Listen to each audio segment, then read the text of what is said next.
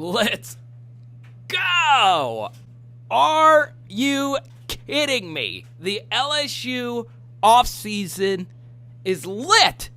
People, these next few weeks are going to be crazy. And the news that some of you expected, I was kind of shocked in the comment section that there were so many of you that wanted Bo Pelini to come back next year, but he is gone.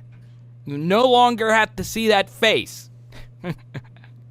And you know what? I have nothing against Bo Pelini personally. He's a fiery guy, but he is out along with some other LSU assistant coaches, and that kind of overshadows another LSU Tiger who has decided to go elsewhere. We will get to him in just a moment, but wow. It actually happened. Bo Pelini out. Ironically, this is him with Marcel Brooks. It looks to be. It is pretty nuts. So here's the key thing. Pelini was paid $2.3 million this past season with a $5.2 million buyout in his contract. And I know the number 6.9 was floated out there, so LSU gets a little bit of a break here with a $5.2 million buyout. I actually got the info and reported it myself, but let's be honest. The Scoop Masters, Ross Dellinger reported it. Brooks Cabuena reported it. So there's no official firing of Bo Pelini just yet, but it's pretty set in stone, especially if my dude Deli reports it. But you see here, it wasn't just Bo Pelini. Safeties coach Bill Busch is gone. Defensive line coach Bill Johnson, who has had multiple stops. I believe he won a Super Bowl with the Saints. I remember meeting him at the Saints training camp in 2009. He's also going to retire, so he's out. But Corey Raymond will stay, thankfully. But Bill Busch, I know the LSU safety play this year wasn't the same, but he did play a huge role in getting Derek Davis Jr. to campus. So you part ways with him when he was the one that got Derek Davis Jr. I know Ed Orgeron helped with that as well, but still, this was a rough year for the LSU safety position. I still, in my heart of hearts, believe Mo Hampton could be a really good player for LSU, but he just did not have a good year. And this was the first year where the safety position for LSU just wasn't good. Now they got better. Todd Harris got better. Jacoby Stevens wasn't as good as he was the year before, but LSU's going to get some fresh blood at that position, and they've already brought in some new staffers, and we're going to talk about that in some upcoming videos. This to me was the defining stat of the LSU defense, yards per play. Now, if you take a look at just yards, it looks like LSU gave up a lot of yards, which they did. As you can tell, 3 games of over 600 yards, 1, 2, 3, 4, 5, 6 of your 10 games over 500 yards. And then these other 2 games over 400 yards. That looks like it's an improvement. I'm going to show you why that wasn't an improvement. But as you can tell, held Arkansas to only 24 points. That's a good thing, right? Held South Carolina at only 24 points. That's a good thing, right? Obviously, Texas A&M was a great performance. That was the only great performance. Everybody was good against Vanderbilt. The reason why the South Carolina and the Arkansas games were bad is because of this stat. As you can tell, LSU gave up more yards per play. And to me, that's the defining statistic. The reason why Arkansas didn't put up a lot of points is because LSU won the time of possession battle so huge. So, in actuality, they were not good on defense against Arkansas. They gave up 5 throws of 20 yards or more. In fact, Arkansas was 5 of 5 on deep throws.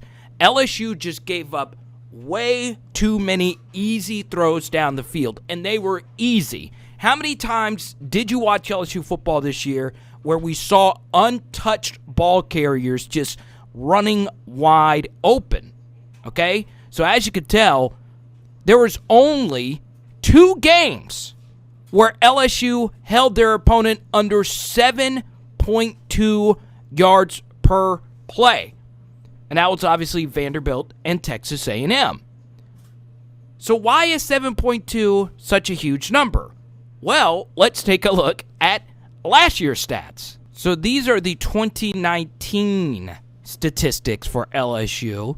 And as you can tell, they never gave up over 500 yards only 3 times. And all 3 of those times were on the road.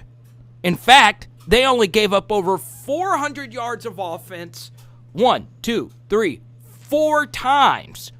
4 times. Let's go back to here. How many times did we give up 400 yards? Well, in fact, we gave up 500 yards a lot. A lot. So, as you can tell, these stats are horrible. Okay, now let's take a look at yards per play.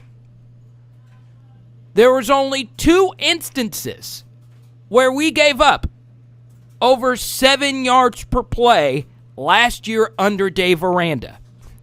Only 4 instances where we gave up 6 or more yards per play. So 4 of the 15 games did LSU give up 6+ yards per play. Even if you take out the non-Power 5 teams. 4 times out of 12 games. 4 times out of 12 games. 6+ yards per play. 8 times out of 10 games. So we doubled the amount of 6+ yards per play games. And in fact, it was 7+ yards per play games. So you could talk about the pass rush. You could talk about the 4-3, the 3-4. Well, it was a pandemic, and he didn't have time to establish his defense. And those might all be reasons as to why they stunk. But I wanted to show you that they were historically bad.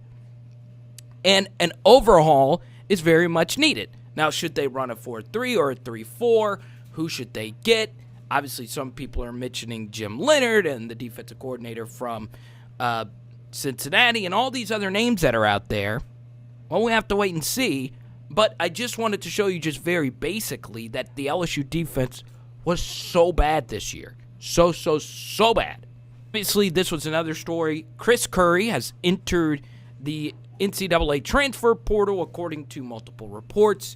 Chris Curry, who wore the number 18 uniform, Ed Orgeron, and here's the thing, the number 18 uniform isn't based on your play merit. It's based on your character. What do you mean to the LSU team? Well, it should also be a player who's going to play a lot and a player who's actually going to be good.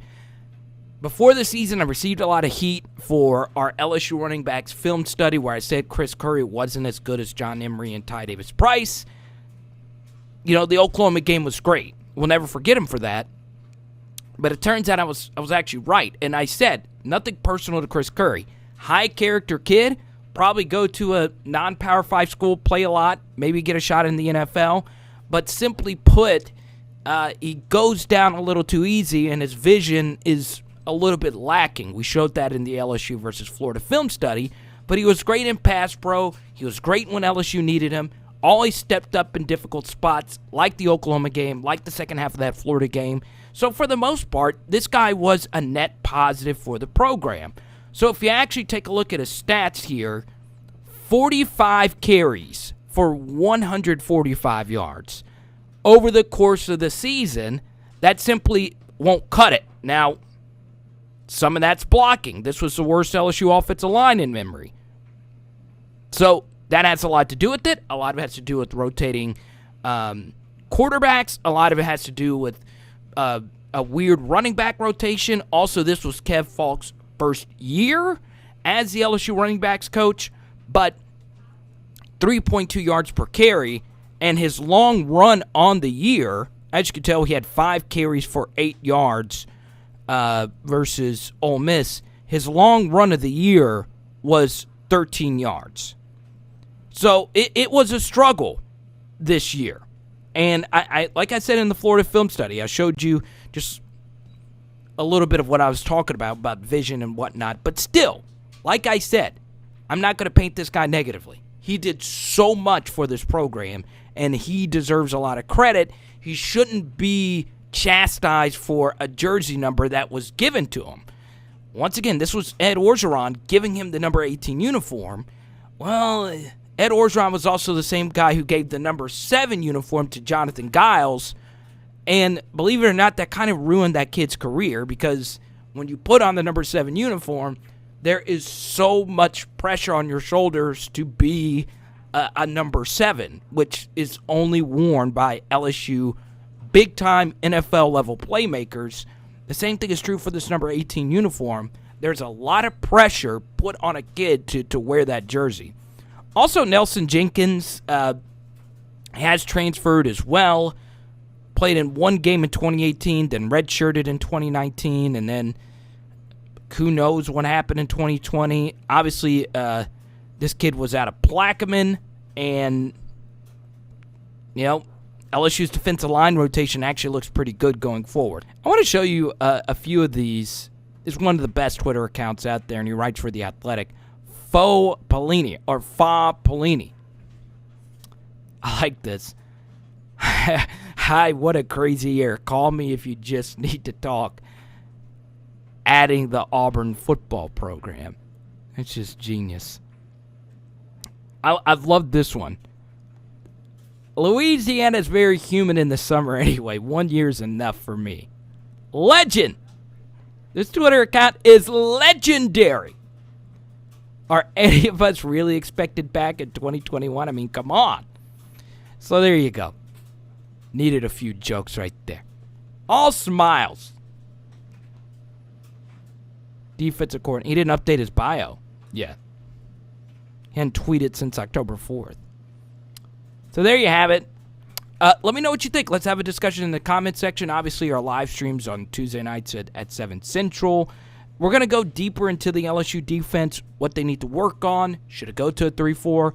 Let's have an open and fair discussion in the comment section. It's power. LSU, boom. Bomb, bomb, bomb. Let's go. Woo, I'm hungry. Some gumbo. I'm looking for gumbo.